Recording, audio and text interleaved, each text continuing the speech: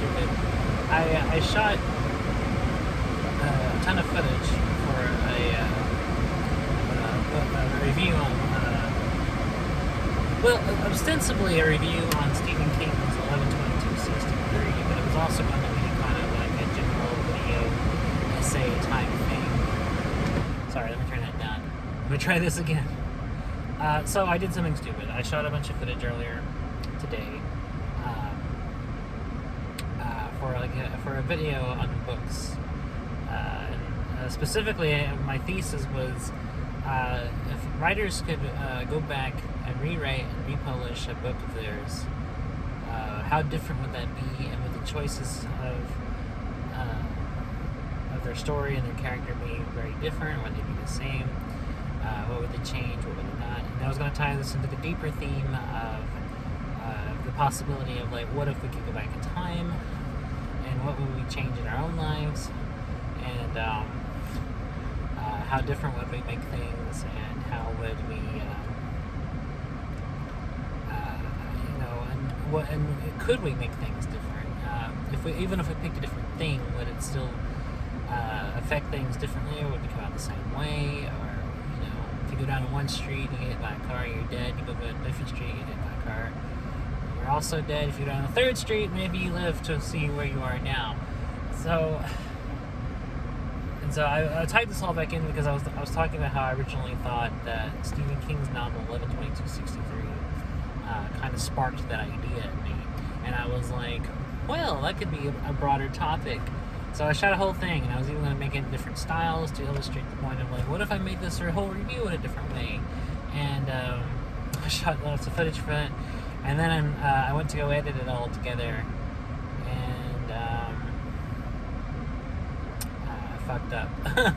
I accidentally deleted all the footage before I could get it all in my editing app and everything. So this is my attempt to go back in time and shoot this all again, and reshoot the whole review, and then re-edit everything. Yeah. So this is kind of actually, in a way, plays out better for my theme than originally thought, because the whole original idea was I did the whole video was about, like, if we could go back in time ourselves and change things, how different would the outcome be? If I did it this way, would it be this way? Or if I did it that way, would it be that way? Or would something inadvertent or unexpected come up to change everything this whole time? And what would those be and everything? Because in King's novel, the main character goes back in time and actually does successfully attempt to stop the assassination of JFK. However, when he gets back to the present, things are not what he expected, so he has to go back again and fix what he thought he had fixed, and all that stuff. So this is my attempt to fix today, to change my day and change my outcome. So, that being said, let's try it. Let's go for it. Time to go back home and shoot the actual review and change today's outcome. Alright, so I'm starting now, heading back. Come on. And let's go shoot this thing.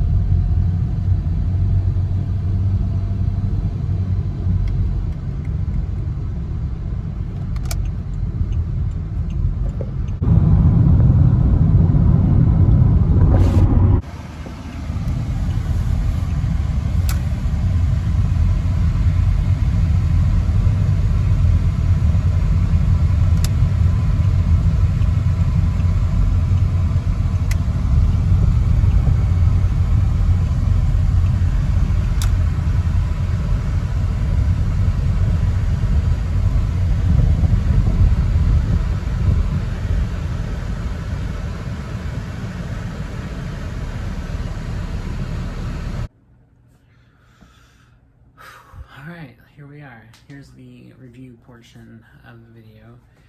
And so I'm just going to try to recreate basically what I said the first time earlier. So I've been thinking a lot about stories that have time travel in them. Stories like Stephen King's 11/22/63, Michael Crichton's Timeline, H.G. Wells' The Time Machine,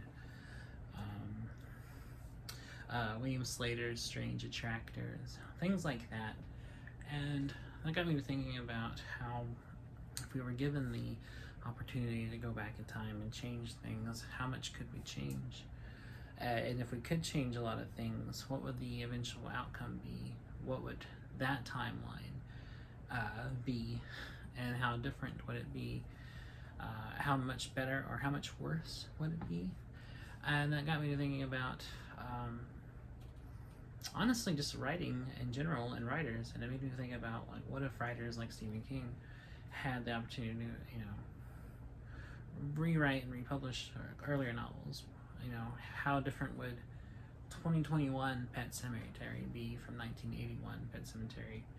How much different would The Stand be? How much different would Carrie be?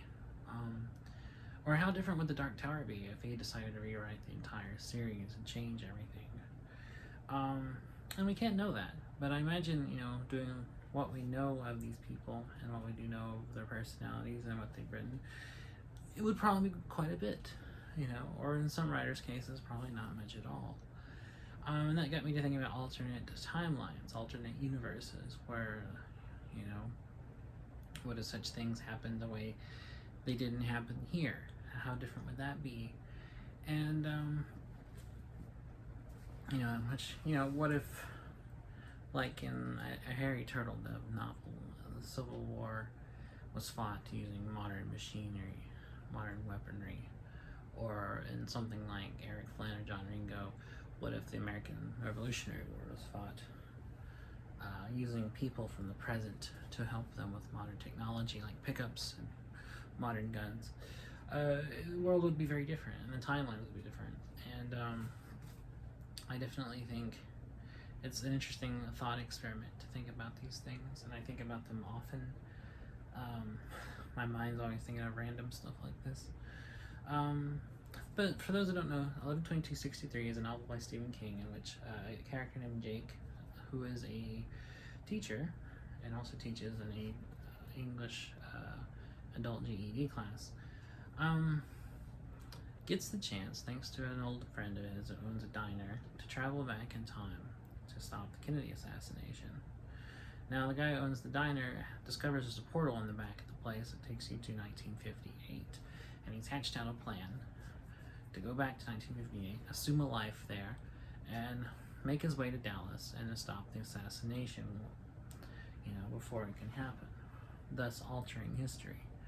However, this man is dying, and he gets Jake to agree to do it in his place because of the matter of how important this is and how it could change the course of U.S. history for the better. And, eventually Jake does agree. And he kind of tests this theory out by doing a few trial runs before the big thing. So he keeps going back to 1958 and changing things that happened in his hometown and seeing the outcome there in the present. And he does this goes back and forth a few times to really get a sense of how his consequences have changed the courses of action through the things that he's changed. And he does this a few times in an attempt to kind of understand this and to understand just the repercussions of what his act will do once he gets there. And so he does a few trial runs of this, changing things in history of his town before he, gets the necessary money, fake ID, and everything else to assume a new life under the name George Anderson. There, he goes into the past, works different jobs around the country, and eventually makes his way down to Texas, all in his attempt, to change things. In Texas, he settles down in a small town about 100 miles or so, or 200 miles or so from Dallas. And there he lives a double life. He goes back and forth to Dallas getting equipment to bug the apartment of Lee Harvey Oswald to an attempt to understand his plans, and understand his plans to attempt to stop him better. And he lives kind of the secret life there when he's not being a school teacher in the town that he's living in Texas. Unforeseen for him, he meets a woman there in this small town and falls in love with her. They begin a relationship, and this romance is kind of precarious because he has to balance his life with her, as well as balance the mission that he originally came out for. Well, spoilers, he does stop the Kennedy assassination. It's a very climactic and dramatic scene, and then he goes back to the present, thinking that everything's better. However, when he gets to the present, he understands what he sees firsthand. The consequences of his actions were actually disastrous and chaotic, and the world and the American government has been thrown into chaos. And he also learns that in the intervening years between 1963 and when he comes back to the present, that a lot of other things had happened, that had messed up the timeline because of the butterfly effect of changing one thing echoing into many other things. So he has to go back and fix essentially what he thought he was fixing in the first place. And that makes me think about kind of the courses of our actions and how those influences other things, and how, if you may go down this way, it may change your life this way. If you go down this way, it may change your life that way. And how even the tiniest things can have repercussions beyond our even wildest imagination, So that makes me think about, things that writers have done and would they do again. And it makes me think about, drafts and writing. A writer typically writes a first draft that typically ends up being much different from the other drafts to follow, and eventually the final draft. Now, every writer works differently, and not everyone does it this way. Some writers may write just 1 or 2 drafts before they're satisfied. Most writers typically write several drafts between the initial idea of just getting the story on the page and the final version where it's polished, cleaned up, and says exactly what they were going for. But I'm talking about the idea of what it would be like if Stephen King now, years after the publication of this novel, back in about 2011 or so, 2012, decided to, just for lulz, to go back and rewrite the whole thing and republish it. What would he change, and what would it be different? Almost kind of demonstrating the point of the novel. However, the whole running theme of the novel would actually be counterintuitive to the decision, because King's theme actually is the importance of not dwelling on the past, understanding we can't change things, and understanding that, if we make bad mistakes, we just have to learn from it. We can't change them. And we have to just kind of accept the good things as well as learn from the bad things. I think that's the overarching theme of the novel. And it is a good novel. This is the part where I put on my reviewer's hat and just talk about the book. So it's very good. I recommend it. I think it's one of King's best novels he's ever written. It's probably the best modern novel he's written in a long time.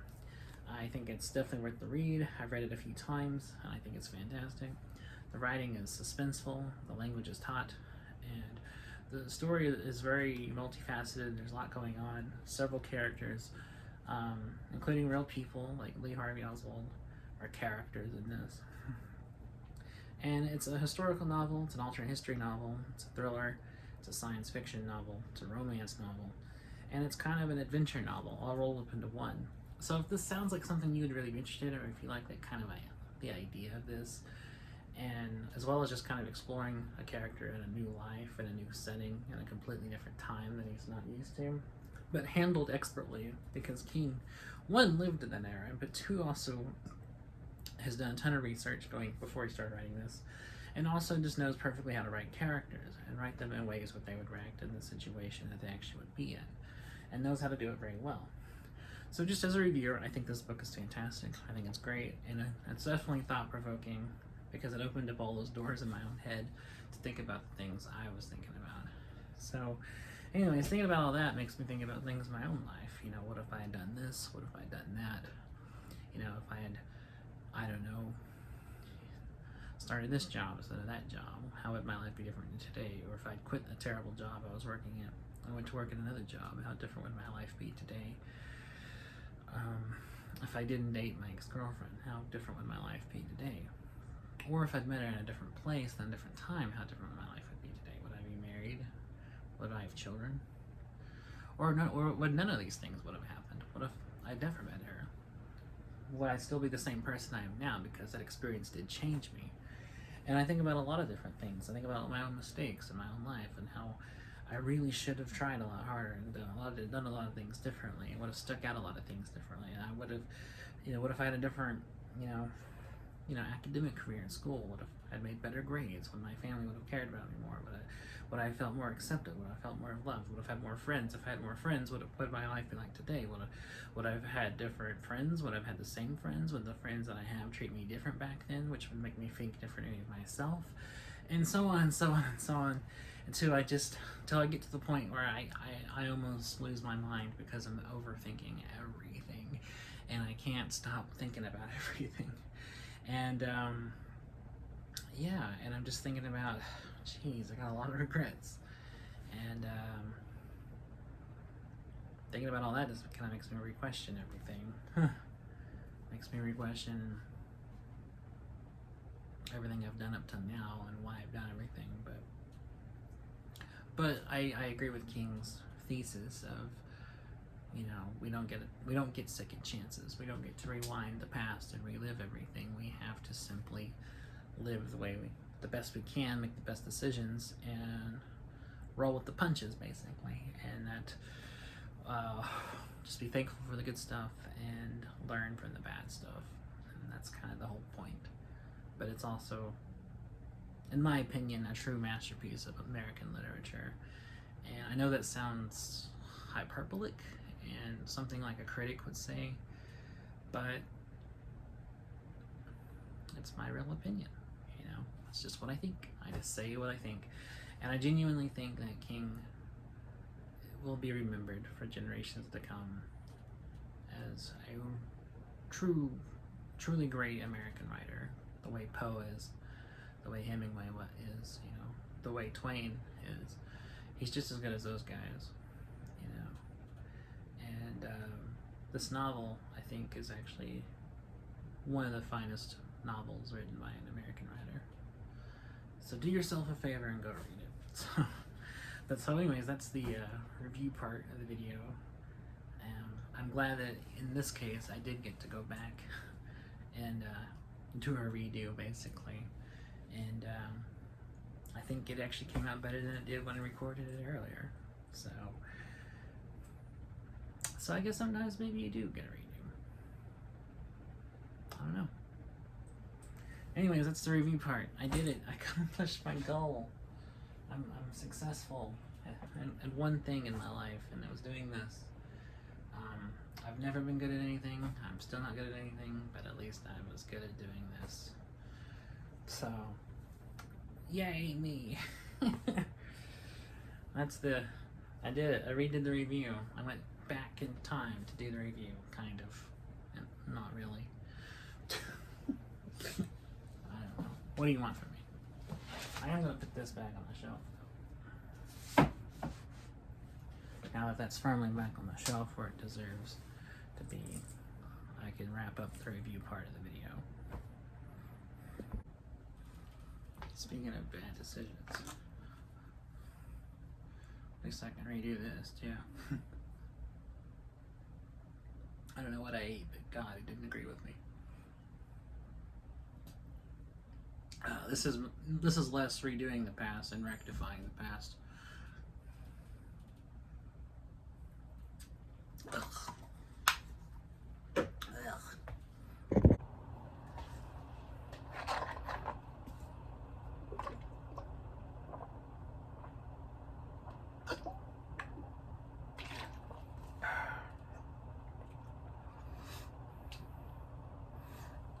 Something I really wish I could change was reading all these library books before they became overdue. But, oh well.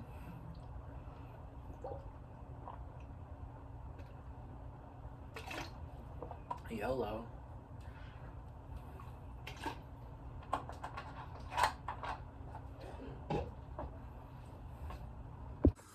Another good thing about coming back here to do my review is I got my headphones. I can't go anywhere without my headphones. So this was kind of a dual purpose trip. but one that I definitely don't regret whatsoever. Because Jason without his music is not very happy. Jason having to go through Walmart, not with his headphones with music playing, is not very happy. And is liable to be homicidal. So, good thing I got my headphones. Oh, back in the hot car.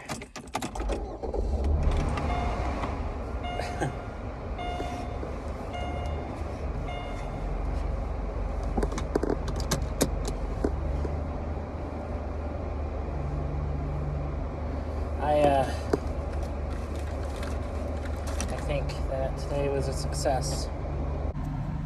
Although, sitting here now, looking at the book again, makes me wonder,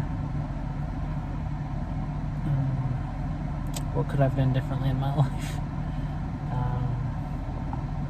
Now I'm kind of depressed thinking about it, and my life hasn't been so great the past few months, and the past few weeks even has been even worse. It makes me wonder how much of it's my fault through my decisions and how much of it was just the universe, fucking me over. So, yeah, kind of depressing.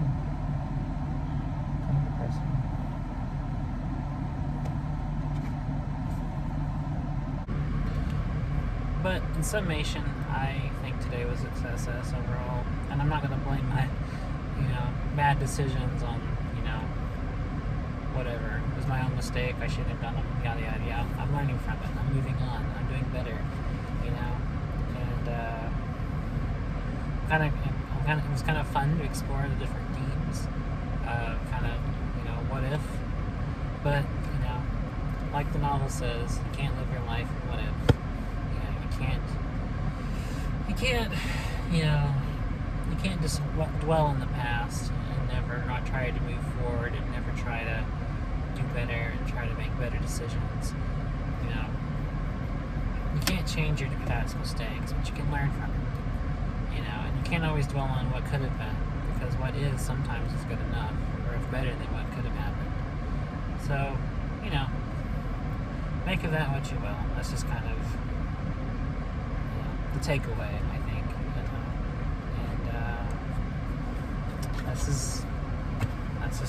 That's how it ends. This is the end of the video. We've made it, everybody. We've made it. I've successfully fixed my fuck up and refilmed the whole thing. Did it better, and I actually think my thoughts this time on camera were a lot better and more focused than my original footage was. Because I was trying to be more arty about it last time, and this time I'm trying to be more just...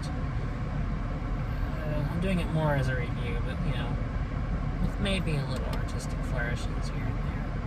But, overall, I think doing it again really helped. Today was kind of the YouTuber vlog equivalent of writing several other drafts before you're finished. So, I think that's a wrap. This is the end of the video. Thank you for watching. I appreciate it. All 2 people who tuned in for this. I hope it was worth it. And thanks for listening to me ramble on about Stephen King and ramble on about why I like this novel and kind of my scattered opinions on it. It was much more of an interesting read than what I'm currently reading, which is A Time to Kill by John Grisham. Which I don't recommend. I actually don't like this novel, and the more I read it, the more I dislike it. And I'm only reading it this far because I try not to not finish books. I try to always finish what I start. And I'm glad I'm almost done with this because this novel really sucks. I like the courtroom legal aspects of it, and that's it. I don't like anything else. I don't like the main character, the lawyer, Jake. He's an incredibly racist, sexist, chauvinistic, kind of outdated southern male masculine stereotype, who's a complete tool, just a complete fuck ass. I don't like any of the characters, except the black people. I like the black people. They're sympathetic. Although how Grisham writes them seems like almost he thinks the same way as all the racist white people. And every single character in this novel who is white is racist. Even the ones that aren't, like, racist as far as, like, treating people bad, they're still racist in their attitudes, opinions, and they all, and especially in their language, because every single white person carelessly tosses the N-word around. Even our main character, who's supposed to be sympathetic and you're supposed to like, even he's very unlikable, and it makes me wonder if Grisham intentionally wrote him as unlikable, to be realistic and show the grittiness side of being a lawyer and how they crave attention and publicity and all that jazz. Or if Grisham himself is very questionable as a person. I don't know the dude, you know, I never even seen any interviews with him or anything.